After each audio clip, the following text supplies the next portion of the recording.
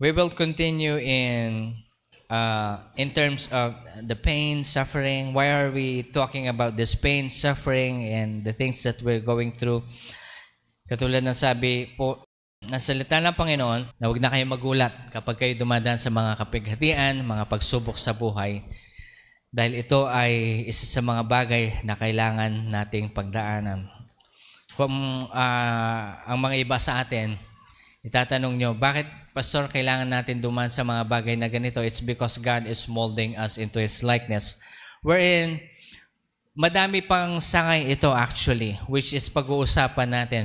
Kaya, kailangan po nating maintindihan ang lahat ng mga bagay na ito, tanggapin po natin sa ating puso't isipan para hindi na tayo mayanig bakit may ganitong situation. Sino pong may problema sa inyo? Problema sa sakit sa katawan. Sige, let's raise up our hand. God is going to heal you. Amen? Sino may problema sa family, broken family, and you wanted to God to restore you? It's okay. God will restore you. Sino may problema sa pera? Hindi ko kayo pa utangin, ha? The Lord is going to bless you. Ano ho? God is going to bless you. But you see, all of these things na pinagdadaanan natin, meron pong reason si Lord. May rason ang Panginoon kung bakit tayo dumadaan sa mga bagay na ganito. And this is what we are going to talk about this morning. At actually po, continuation ng ating series, which is, actually mahaba po ito eh. Kaya remind ko na lang po ang bawat isa na sa mga susunod na linggo, ito yung pag-uusapan natin. Ano ho? Sabihin natin, brokenness. We are broken in different areas of our life. Broken sa family, mayroon pa tayong mga issues sa family, mga hidwaan, mababait kapag magkaharap, pero pag magkatalikod, nagkakasiraan, ay may mga bagay na ganito. Brokenness, and it's a part of brokenness, na kung saan habang gusto mong gawin yung pinagagawa sa iyo ng Panginoon, wala ka ng ibang narinig sa sarili mo pang mismong pamilya, na kundi panlalait, paninira, at kung ano paman. Okay? So, hindi naman sa lahat yan applicable. Part ng brokenness yan. Brokenness sa pera. Katulad natin, ang dami niyong problema sa pera. Ano ho? Kasi mishandling lang yan.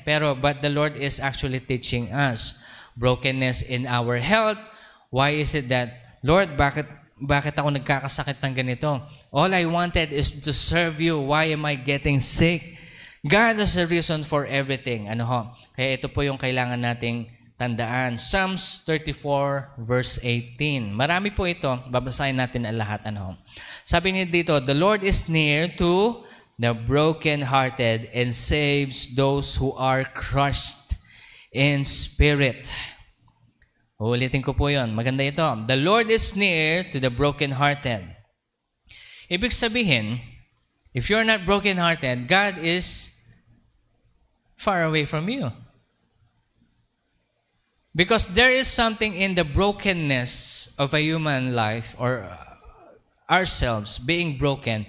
God draws near to those who are broken. Pag-usapan natin mamaya kung bakit. Okay? Psalms 51 verse 17, sabi niya dito, the sacrifice of God are broken spirit. A broken and contrite heart, God, you will not despise. When a broken spirit, broken-hearted, hindi lang po ito broken-hearted sa jowa-jowa, broken-hearted in all aspect. Broken-hearted in many things. In relationship, hindi lang sa spousal relationship, but to some other people, the situation, in life as a whole, in your health, and everything else. Isaiah 57 verse 15. Actually po, mas madami pa ito, pero gusto ko lang magbigay ng 4 as we go through this preaching. Ano ho? Sabi niya dito, for thus says the high and exalted one who lives forever, whose name is holy, I dwell on high places, I dwell on high and holy place, and also with the contrite and lowly spirit, in order to revive the spirit of the lowly and revive the heart of the contrite. God dwells in high and holy place, and also with the broken. Kaya most of us are broken. Okay? Matthew chapter 5 verse 3. Blessed are the poor in spirit, for there is the kingdom of God. We all go through a lot of pain and suffering as we go through this life's journey. And often, we are asking, why are we going to as such? Bakit tayo dumadaan sa mga pagsubok na ito? Humans in general, ito po ang bawat isa sa atin, humans in general are normally proud, arrogant, and selfish. Ano po sa palagay niyo? Normally. Actually, ang bata, magkikita natin ang baby, pinanganak, ang maliit na bata, selfish yan. Pagbigyan mo na yan ng pagkain, sabihin mo sa anak mo na maliit, sharean mo si ate. Normally, di ba? Normally, ganun sila. Pero may mga certain babies na talagang mapagbigay. Pero ano lang yon? 1 in a million. Pero most of us are selfish. And even as we grow up, we are selfish. In many things. Sa maliliit pa lang na bata, sabihin na natin na, halimbawa, kami kasi, 8 kami magkakapatid eh. Kapag nagluto na si lola ko, si mami, luluto siya, talagang yung hati niyan, pantay-banday. Dahil kapag meron lang, kahit nakakaunting ganun, but mas malaki sa kanya. May iyakan pa yon sa table, no? May mga ganun. Ito po kasi yan, we are selfish by nature. And God needs to mold us. And we think that we are not today because we're growing old. But actually, ang katotohanan niyan, kaya tayo ay hinuhubog ng Panginoon sa mga pagsubok ngayon, it's because to change us into His likeness. Kailangan natin itong matutunan. That is why the Lord says in Romans chapter 12, do not be conformed to this world, but be transformed by the renewing of your mind, so that you may prove what the will of God is, that which is good and acceptable and perfect. Yung perfect kasi ng Panginoon is different from our own perspective. Pag sinabi natin kasing do not be conformed in this world, ang madalas nating iniisip yung mga bisyo ng world, kung ano yung i-offer ng world. Come on, we are grown-up Christians. We're not going to talk about those. Those things are napaka-obvious, no? Siyempre, Kristiyano tayo, papasok ba tayo sa bar? Hindi. Kristiyano ba tayo? Makikiinom ba tayo sa ating mga kakilala? Ibig sabihin, magtutumaduran kayo. Maglalasingan kayo. We're not going to talk about those anymore because I know we're not struggling at that part. It's not that we are saying na self-righteous tayo, pero we're way beyond that. Okay? Now, what we're going to talk about right now is do not be conformed into this world's normal things. Ang normal ng mundo is for us to think about ourselves most of the time. Being selfish. Gusto natin, pansinin niyo kung tama ako o mali. Ang gusto ng mga Pilipino, konting trabaho, malaking sweldo. Tama? Sinong selfish niyan? Sinong kawawa doon? Yung may-ari ng business. Kasi gusto mo, konti lang trabaho, tapos malaki sweldo mo. Hindi, that doesn't work that way. Okay? It doesn't work that way. Kasi selfish ang tawag doon. Kaya yung selfishness na yun, kailangan ma-break sa atin. Okay? We ourselves do not know how to do that, to be transformed in the renewing of mind. Katulad ng ating mga bata, katulad po ng sample ko kanina, kulang po ang mga bata ng empathy. Kaya yung kailangan natin silang turuan. Di ba? Kailangan natin silang turuan. Pero alam niyo po, may satisfaction palagi kapag tayo ay natuturuan natin yung bata kung paano tumulong. Naalala ko, si Ate Roda, saka si Iya, pauwi na sa bahay ni Ate Roda. Tapos may nakita silang matanda na namamalimos on the way. Sabi daw ni Iya, Miss Roda, bigyan natin siya ng pera. Sabi. Humingi po siya ng panlimos na binigyan ni Ate Roda ng 20 pesos at siya mismo nagbigay doon sa matanda. Tapos daw, pagkabigay niya, tuwang-tuwa siya. There is a fulfillment kasi doon eh. Kasi you're teaching the kid how to be empathetic. Magkaroon ng awa sa mga tao. Dahil sa mga ganitong bagay. Kasi kapag ganon, hindi natin sila alam mo yun, we have to go through that, no? Minsan kasi, mas mainam kapag ganon yung situation, maganda ibigay mo sa bata yung pera, o yan, pambili mo ng ice cream, tapos nakita niya yung matanda. Alam mo yan? O ibigay mo na yung pang ice cream mo. Kasi kawawa naman yung matanda. Sa palagay niyo, ibibigay niya? Hindi.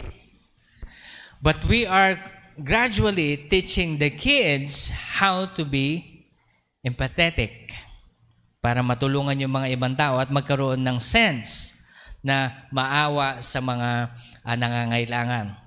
Kasi normally, lalo-lalo na kapag ang bata ay hindi naturuan ng ganitong bagay, lalaki yan ng arrogante sa lahat ng bagay. Kaya we do not just give children what they want. You must reward them accordingly.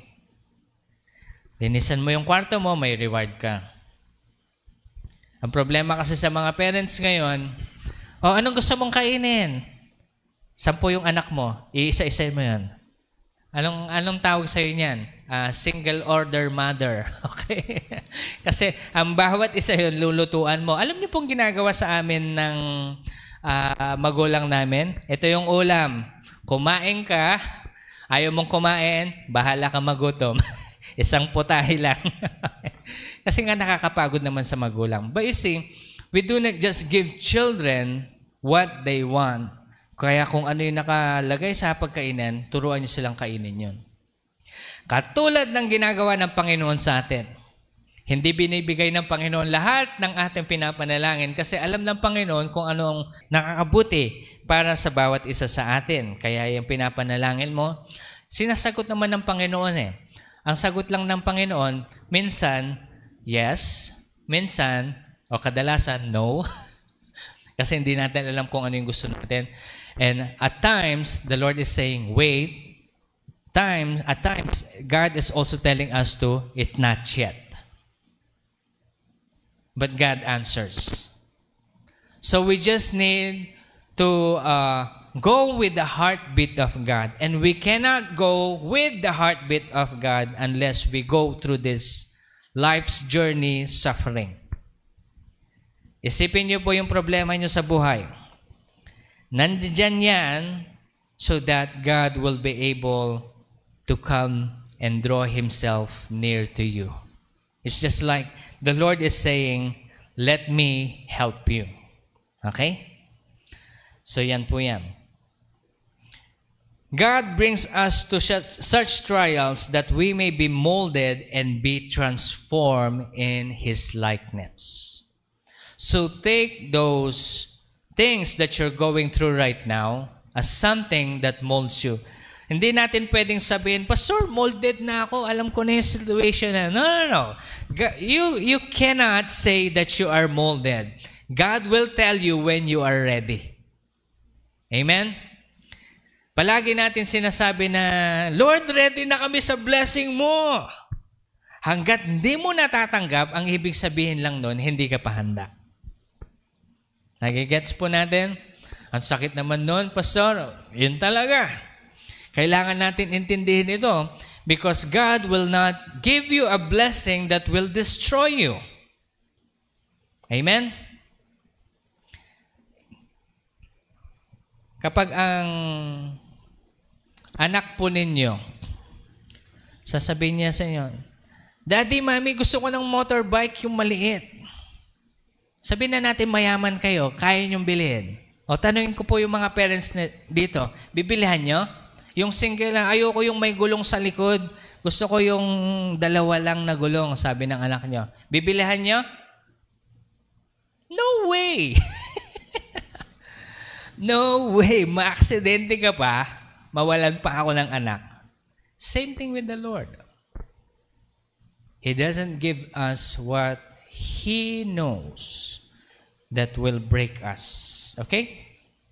Brokenness actually reflects humility. Brokenness reflects humility. One key reason why God is drawn to a broken spirit is that brokenness often symbolizes humility. God loves the humble. He hates the proud. Okay? He hates the proud. Pastor, kala ko ba, for God so loved the world. Not in a salvific way, salvific. Ibig sabihin yun sa salvation. When God says, He hates the wicked, daily, He says in the Word. Hindi ibig sabihin na kapag sinabi kasi natin na mahal din naman ako ng Panginoon, di wag ko nang gawin yung mga kagustuhan niya. Unconditional naman yung love niya. No. God loves those who are near to Him, who follows Him, who are broken, but God hates the wicked. But you see, yung love ng Panginoon sa kanila, kaya pag sinabi natin ang love ng Panginoon, hindi lang spousal love, meron different kinds of love yan.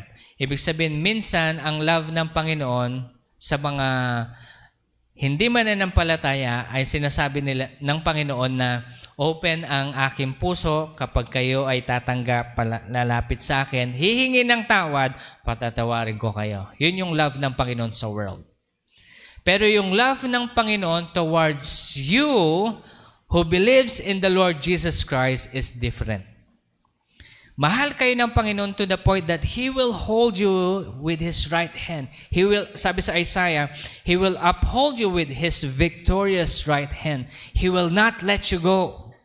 Kaya alam nyo, noong oras na tayo tumanggap kay Jesucristo bilang Diyos at tagapagligtas, saan ka man magpunta, hindi ka napapahamak at lagi kang pinoprotektahan ng Panginoon. Lalong-lalo na kapag meron kayong deep relationship ni Lord, He will take care of you. He will even go to the point that He will tell you not to go there kasi alam niya yung relationship ninyong dalawa. Parang isang circumstance yung ganito, yung isa sa testimony nabigay ko na sa inyo before, na when the Lord asked me not to go anywhere because I want you to be a pastor in this specific place, sa Amsec nga, dito po. Sabi ng Panginoon sa akin, you stay and I will bless you there. Pero, ang reklamo ko sa Panginoon noon, Lord, bakit yung mga klase ko may calling din naman yung iba sa kanila na pastor, pero tinawag mo pa rin sila sa, ibig sabihin nakapunta pa rin sila sa ibang bansa, nagtatrabaho sila ngayon. Alam niyo yun. Pero, sabi sa akin ng Panginoon before, you know that they will not end up like you. Because I will bless you to where you are, but they will be struggling in their life. And I was asking the Lord, Lord, why? Bakit mo pinigilan yun sa akin at yun sa kanila hindi? Ang sabi ng Panginoon, kasi yung relationship natin is different from my relationship to them. When you have a deep relationship with the Lord, He will protect you, I'm telling you. Ibig sabihin, poprotektahan ka niya sa lahat ng bagay. He will shield you at hindi ka niya pababayaan. So yan. Brokenness reflects humility. And God wants us to be humble. The Bible repeatedly underscores the importance of humility in the relationship with God. Humility is not about self-deprecation, but about right understanding of our need for God. Do you need the Lord? Kailangan ho ba natin ng Panginoon? Pastor, kaya nga kami nandito. Yes, we always need the Lord, not just every Sunday, but daily. We need His strength. We need His provision. We need His protection. When the people experience brokenness, whether from sin, suffering, or disappointment, it often strips them from, tingnan ito it strips them from pride, self-sufficiency, and the illusion of control over the circumstances. We as human beings like to control things. Bakit tayo nagpapakasigasig sa ating trabaho? Para kumita ng madaming pera. Bakit kailangan mo ng madaming pera? Kasi pastor, gusto ko ng maayos na bahay, komportableng bahay, at yung protected yung aking family. Tingnan niyo ito. You are looking for self-sufficiency and you are looking for control of any situation. Of the situation, at least sa family circumstances. Normally, human beings tend to be prideful on things. Gusto natin yung self-sufficiency na hindi natin kailangan ng mga bagay-bagay. Kaya nga, alam niyo po yung panalangin ni David, Lord, wag mo akong gawin masyadong mahirap kasi baka ako magnakaw. Wag mo rin akong masyadong gawing mayaman, baka makalimutan kita. Napag-pray niyo na po ba yun? Lord, wag mo akong masyadong gawing mahirap. Baka ako magnakaw. Gawin mo na lang akong mayaman. Nakita ito? Selfish ang tao by normal circumstances. We prayed that. Kasi, ibig sabihin kasi nito, ang iniisip kasi ng mga tao, sabi nga ng mga mayayaman, na kung sa palagay nyo, na pera ang solusyon sa lahat ng bagay. Ito, sabi ito sa mga mayayaman. Yung mga nagsasabi ng ganon, hindi pa naka-experience ng kayamanan. Pero kapag na-experience nyo na yung madaming pera, doon nyo marirealize na walang kwenta ito.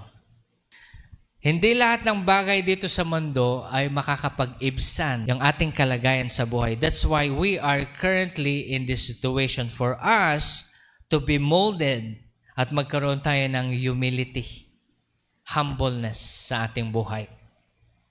O tanong ko po sa inyo, na-humble ba kayo sa problema nyo ngayon? Or are you taking it as a negative thing? Do not take it as a negative thing. Meron kayong problema sa family, you will take it as a negative thing? Don't. Kasi tingnan niyo si Joseph. Si Joseph, he was disregarded, binenta. Pero, ang sabi niya sa mga kapatid niya, you meant it for evil, but God used it for good. And Joseph knows that from the very beginning.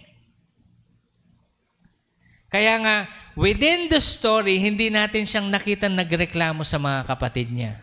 Yung mga kapatid ko, ganyan. Yung tatay ko, ganito. You see, hindi mo siya nakita nagreklamo because he already knows that that situation is molding him so that God could bring him to His promise that He will lead and save the world. Did Joseph save the world? Yes. There was a great famine during those time at lahat ng buong mundo during those time pumupunta ng Egypt para bumili lamang sa kanila ng pagkain. Nakita niyo ito? Kung may problema kayo hindi lang sa family, kung may problema kayo sa sakit, don't take it as a negative thing. May problema kayo sa pera, don't take it as a negative thing. Pastor, hindi mo kasi naiintindihan. Naiintindihan ko, wala din ako pera eh. Naiintindihan ko yan. At minsan tinatanong ko sa Panginoon, Lord, ginagawa ko naman yung gusto mo. Pero alam nyo, kadalasan, the Lord is silent because He is humbling us. Teaching us how to handle His wealth. Bibigyan ko po kayo ng konting advice.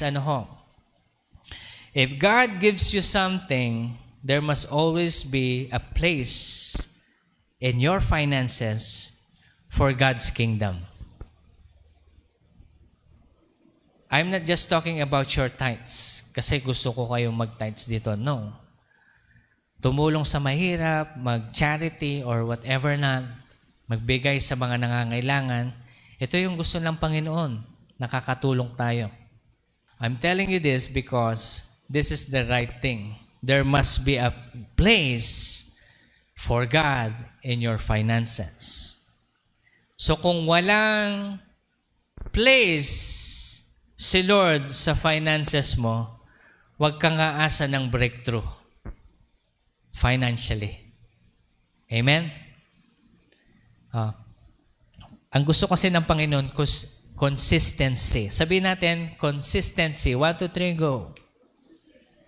Ang ibig sabihin nito, dire-diretso ka, walang putol. Pag sinabi mo kay Lord, Lord, ito, ang ibibigay ko sa iyo. Maalala ko sinabi ng Panginoon sa akin, ito lang yung sweldo ko, tapos sinabi ng Panginoon sa akin, anak, ibigay mo sa akin to. Lord, ang laki naman ng hinihingi mo. And the Lord asked me to be consistent in giving this. And then I did. Hanggang to the point na naging, kalyado na ako dun sa nilalabas. Kalyo na ako na parang, okay lang yan, normal lang yan. Kasi to the point napansin ko, 1 year lang nakalipas. Magto 2 years na. Pero sabi ni Lord, be consistent and I will bless you. Now, ask yourself, naging consistent ba tayo sa pagbibigay natin sa Panginoon? O minsan, kapag tayo sumweldo, Lord, next month na lang, Lord. Naintindihan naman ni Lord yan, may pangangailangan kami. Yes, naiintindihan yan ni Lord. But you see, God is testing you. Ibig sabihin, kapag pumalya ka, kahit na isang beses lang, Pastor, pag pumalya ka, ibig sabihin, yun lang yung kaya mong i-handle na pera. So, hindi ka nabibigyan ni Lord ng mas malaki. Kasi hindi mo kayang ibigay yung maliit sa maliit na sweldo. Nagets po natin to? I'm not just talking about finances here. God is also talking about your time, your health. God is also talking about your services. Gustong-gusto nating sineserve tayo na kung saan, pangkuha mo nga ako ng ganito, pangkuha mo nga ako ng ganyan. Kapag parents ka, madali. Pero kapag anak ka, hindi, di ba? Gustong-gusto nating sineserve tayo, pero tayo mismo, hindi tayo marunong mag-serve.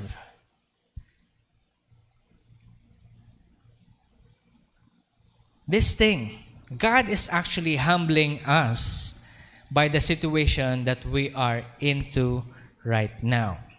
When people experience brokenness, whether from sin, suffering, and disappointment, God strips us from pride, self-sufficiency, and any illusion of control.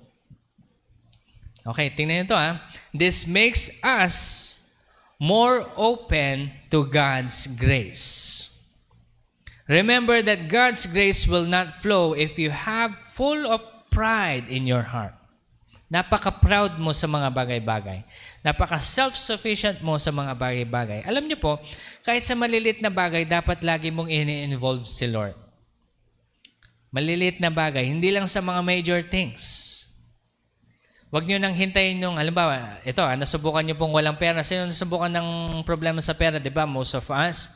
Nasubukan nyo nang napunta kayo sa situation na gano'n, tapos inutakan nyo na lahat, wala na kayong mautangan, tapos wala na kayong mahiraman. Tapos, Lord, ikaw na lang. Subukan nyo yan? Sasabihin sa'yo ni Lord, dapat ako muna yung nilapitan mo. It took us years to learn from that situation. Kaya kapag nagkaroon ng problema sa pera, ang una namin nilalapitan, ako in particular, I kneel down, Lord, provide. Did the Lord provide? Yes, He provides. Pero sometimes we cannot see the blessing that God has given us We always see the negative things around us. That's why the Lord is saying, rejoice always. Enjoyin natin kung ano yung blessing na ibinigay sa atin ng Panginoon. Amen? Now, Isaiah 57 verse 15 says, For thus says the Lord, for thus says the high and exalted one, who lives forever, whose name is holy, I dwell on high and holy place, and also with the contrite and lowly of spirit. Saan nakatira daw ang Diyos? High and holy place, and to the broken and contrite heart. So do not despise this brokenness. O tanungin ko sa inyo, sino ang broken dito? Most of us, we're broken. Ibig sabihin, we have a chance to let God dwell within us. Okay? God cannot dwell and will never dwell to those who are proud. Pero tingnan nyo yung ginagawa ng kaaway ngayon.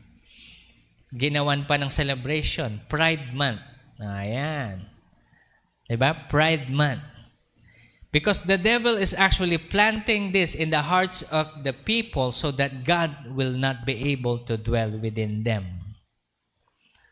Alam niyo ba, bakit inggit na inggit si Satanas sa atin? Ang demonyo sa atin. Kasi ang bawat isa sa atin, we could be and can be a vessel for God. And when God uses us as a vessel, we can exercise the full power of God in this earth. Alam niyo ba yun? But you see, ito rin yung rason kung bakit gustong nakawin ni Satanas yung katawan ni Moses nung namatay siya. Para pwede niyang gamitin yung katawan ni Moses at gamitin yung kapangyarihan ng Diyos na nandoon sa katawan ni Moses.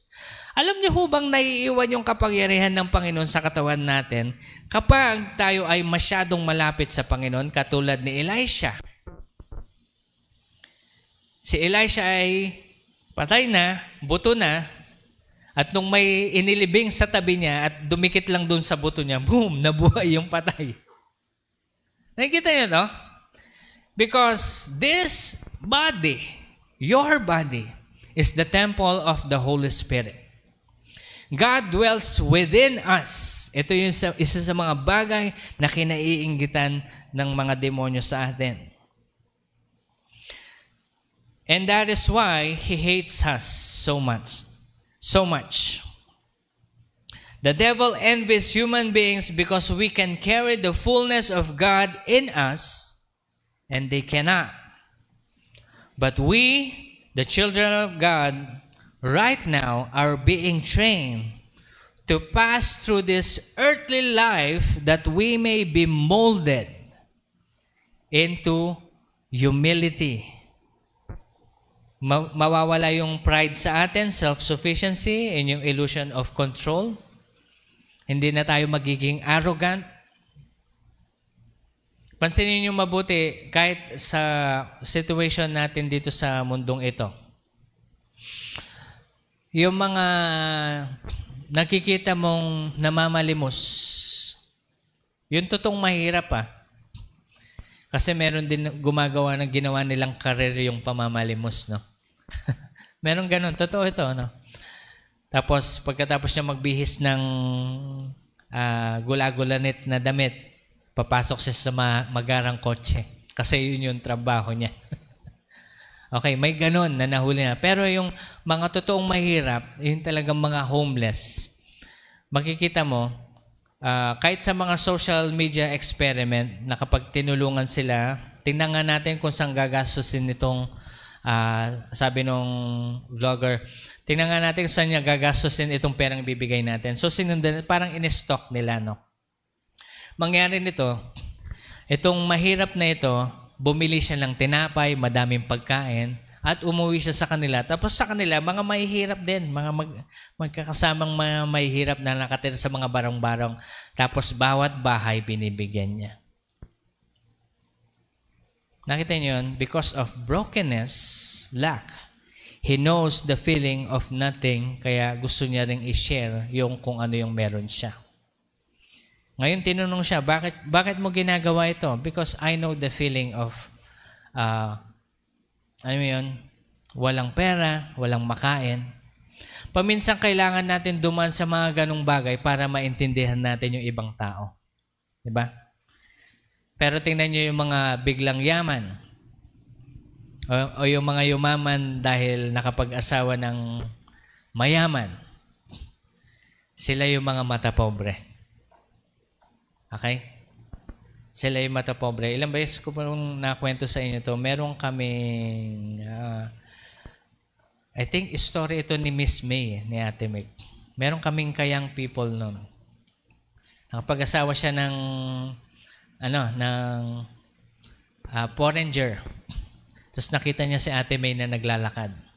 Tapos siya nakakotse. Naglalakad ka lang? What? Will you say that? Sasabihin mo ba yun? Lalakad ka lang, tapos bigla nang umalis?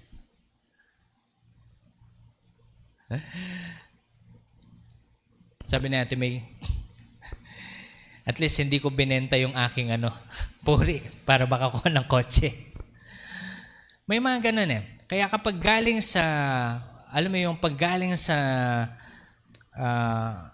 masama o hindi sa kagustuhan ng Panginoon, yung income, o sabihin na natin yung blessing mo financially, you will not be able to handle it at magiging arrogant ka. And remember, God cannot dwell within the hearts of prideful people. Kaya gusto ko pong isipin yung pinagdadaanan nyo ngayon. Ngayon, itanong niyo sa sarili niyo, ano ba yung, saan ba ako kailangan mamatay? Sa pride ko ba? Self-sufficiency ko ba? Sa pagiging maluho ko ba? Kaya wala akong pera ngayon? Sa pag hindi ko nang handle ng maayos? Sa hindi ko pag-priority sa mga bagay-bagay? God is actually teaching us right now. And you must ask yourself, why am I getting into this problem? Because there is a thing inside of you that needs to be changed into the likeness of the Lord Jesus Christ. Ang makakapagsagot lamang po niyan ay kayo. Ano ba sa palagay nyo ang binabago sa inyo ng Panginoon sa sitwasyon nyo? Kulang ba tayo sa tiwala sa Panginoon? Katulad po ng isa sa mga bagay na, sabihin na natin yung testimony ko before sa inyo, na regarding sa school, yung sa school building namin. We have a tendency to become self-sufficient, na maging, ang tawag mo dito, yung aasa kasi ito lang yung parang, stable thing na pwede namin gawin sa ministry. You see? But the Lord actually break that. Ang sinabi sa amin ng Panginoon, huwag kayong mag-alala, I will provide at ako ang bahala sa inyo. Ang iniisip namin that God is going to provide and we're going to buy the building again. Para we will live happily ever after. Pero hindi ganun nag-provide si Lord.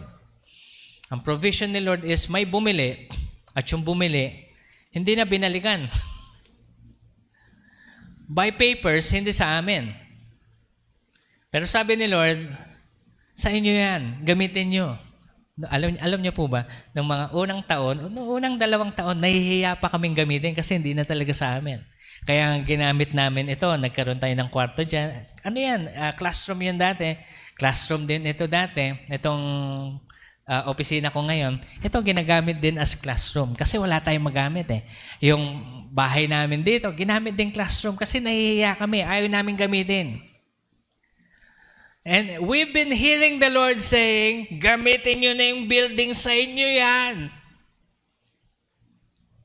Di Lord, baka dumating yung may-ari, tapos magtatatakbo na naman kami, aalisin na namin yung mga gamit-gamit na, itatanggalin na naman yung mga aircon. Lord, ang bibigat ng aircon na yun. Baka kala mo lang, Lord. Sabi namin, ito yung word namin kay Lord. While I was listening to the Lord, I just heard the Lord, it's up to you. 2 years later, napagod kami. Sige na nga, gamitin na natin, papintura na natin, lahat-lahat. Yan, inayos namin. Nagamit namin ngayon. Hindi pa rin bumabalik yung may-ari. Hallelujah! But see, this is how God provides. We cannot understand it, but this is how He provides. Tingnan niyo ito. Ano yung na-change sa amin? Yung pag-asa doon sa kung ano yung meron kami. Pag sinabi ng Panginoon, I will protect you, I will give it to you, then just believe. Kaya kami naman, with all of our hearts, sa amin na yan. Pinapinturahan na, nilinis na, binigyan pa ng bagong tiles, pina-aircon pa. Because this is the will of the Lord. You must believe. Are we still in the process of being transformed? Yes, we are. We all are. But you must understand where God is actually taking you. Ngayon, tapos na sa amin.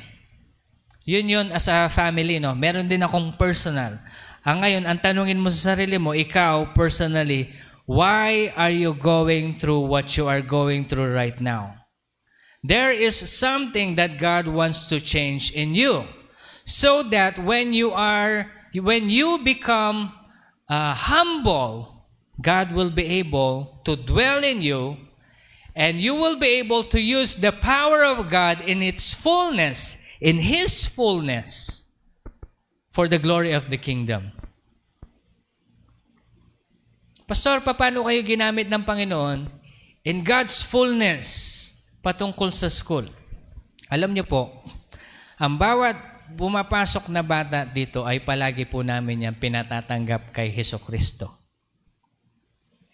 At nagbubunga naman po yung mga blessing na ito kasi lahat sila tumatanggap. Kaya bago sila lalabas dito sa school na ito, Kristyanong-Kristiyano na sila. Okay? Isa pong bunga yan, si Mac-Aaron, saka yung mga musicians natin. Ayan. Hindi dahil wala silang choice, it's because ito yung mission ng school natin. Hindi lamang po yun.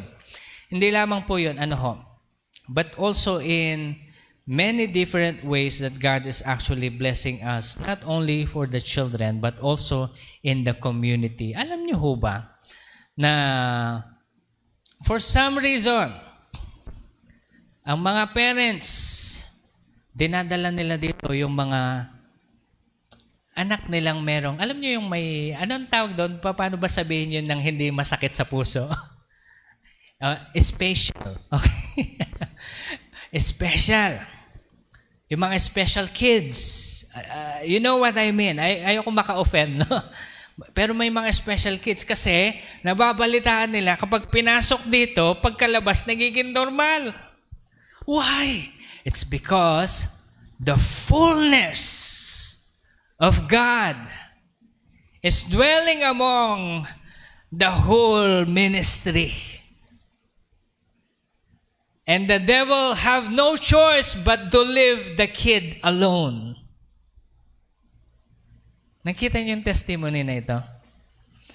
Actually po, hindi kami nag-advertise, hindi kami parang yung pasok kayo sa Humphrey. Walang ganun eh. Ano lang, normal lang. Word of mouth lang sa mga different parents na dinadala nila dito. Kasi alam niyo po, lahat ng, ito, I'm not saying this as something to be proud of, but I am saying this because it belongs to God's glory.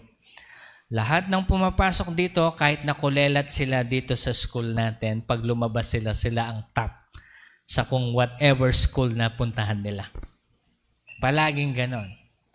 And to God be the glory. Yun lang po ang pwede kong sabihin. Kaya ang ano dito, go through the molding process of God. Go through the molding process of God at huwag niyong i-despise. Huwag kayong magagalit. Huwag kayong maiinis. Maalala ko nung walang-wala si Mac A noon, talagang asing walang-wala siyang pera. Nagpapapray, Lord, na Pastor, tulungan mo naman kaming makahanap akong trabaho, ganyan-ganyan. Kasi wala talaga siyang trabaho na. Sabi ko sa Panginoon, Lord, may pera ako. Pwede ko muna siyang tulungan. Ito, nakasegregate to. Sabi sa akin ng Panginoon, anak, huwag mong ibibigay. Lord, kailangan niya, Lord. Sabi niya, you will spoil the learning process of this man. Sabi niya sa akin, let him go through it. Sinabi ko kay Aaron yun. Ron, sadya ka na sabi ni Lord. Hindi ko nabibigay sa'yo. Okay lang, Pastor, naiintindihan ko po. And as he go through the process, na kung saan God blesses him eventually. Na to the point na ngayon, siya nagpo-provide sa family niya. Nakikita niya to? Because if we spoil the learning process, anong tawag mo dito? You will not learn. Kaya kahit na may humihingi ng tulong sa akin, hindi ako nagpapadala sa emosyon. I will sit down after ng conversation at tatanungin ko muna ang Panginoon, Lord, do you want me to help? If the Lord says no, I will not. Because whatever I have is the Lord anyway. Sa Kanya lang lahat nanggagaling. Kaya nga ito po. Gusto kong tingnan nyo muna yung sitwasyon ninyo at tanungin nyo yung sarili nyo, ano ba yung tinuturo sa akin ng Panginoon? Don't get me wrong, it's not that I don't want to help. I want to help you. But if the Lord asks me not to, I will not. Because I will spoil whatever God is bringing up for you. Yung molding process nyo. Okay?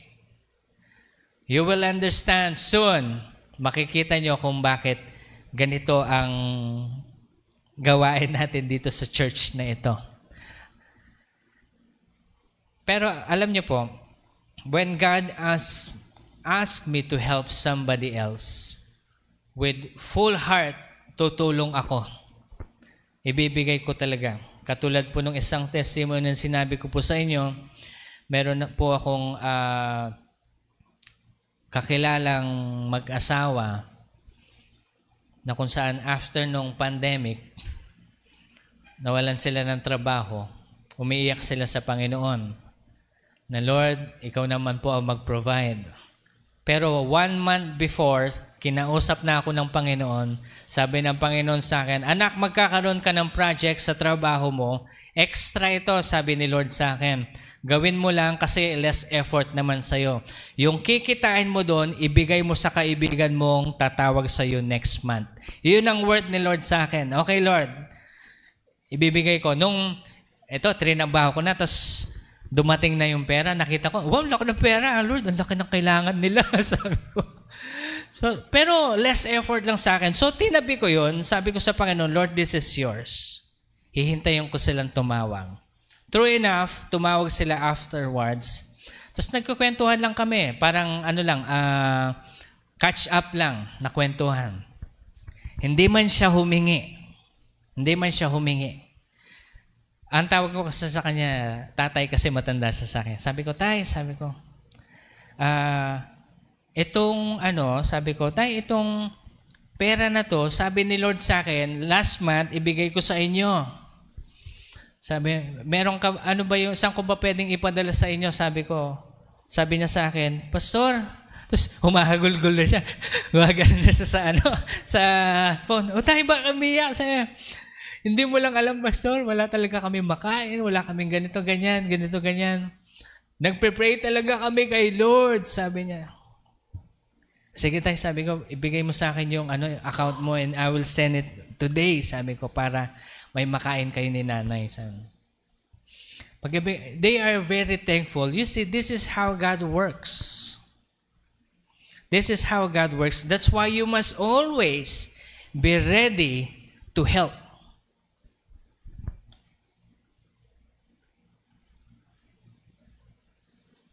Wala naman po sila dito, hindi nila marinig yung preaching natin. Ito.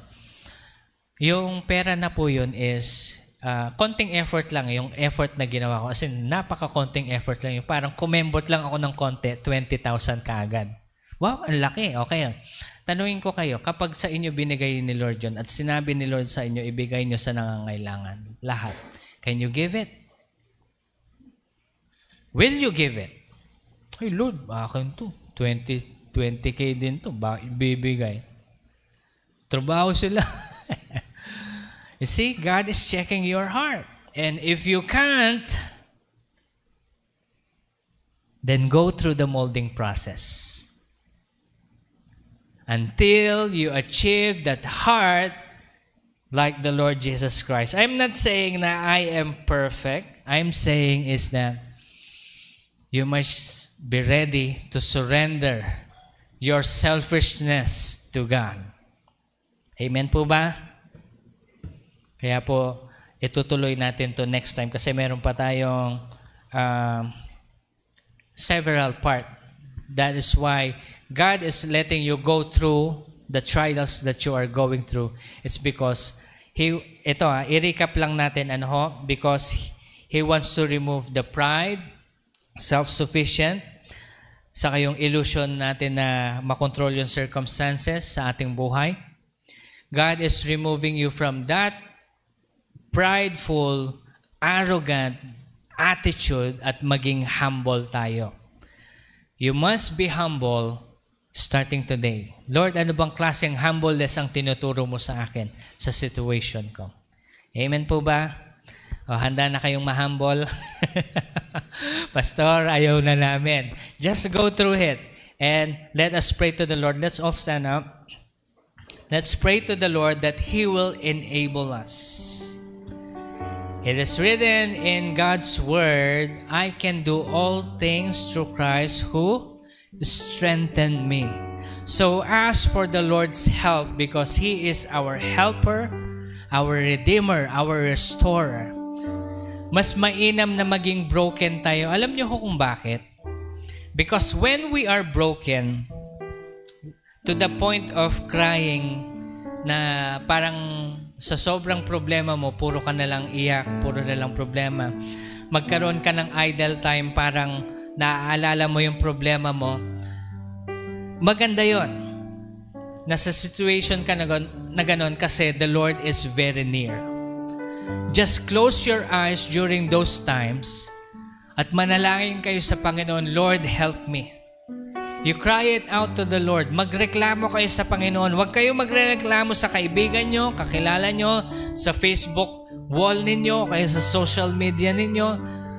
Kasi yung mga comments ng tao hindi makakatulong sa inyo. Ngunit, kapag yan, situation na yan ay ibibigay mo sa Panginoon, magreklamo ka sa Panginoon hanggang sa wala ka nang maireklamo. And I'm telling you, you will hear God answer. Because broken people are very near in God's presence. When you are broken, it's the best time to give God worship. So do not despise the brokenness in your life. Amen. Let's all come into the Lord. Father, we pray, O Lord, today, Lord, that may you help us understand, Lord, where you are changing us. We pray, O Lord, that may you transform us into your likeness. Help us not to be conformed over the world's norm. But Lord, we ask, Lord, that may you help us, Lord, to be like you in your thinking, in every heartbeat, O Lord God. We pray that may you help us. Tulungan niyo po kami, Panginoon, na through this brokenness that we're going through, may we be changed, Lord God. At makita po namin yung pagbabago at kami inyong pagkatiwalaan, Panginoon, sa mga blessing na naihanda niyo po sa amin lahat. Ngayong umaga, Panginoon, we surrender our life.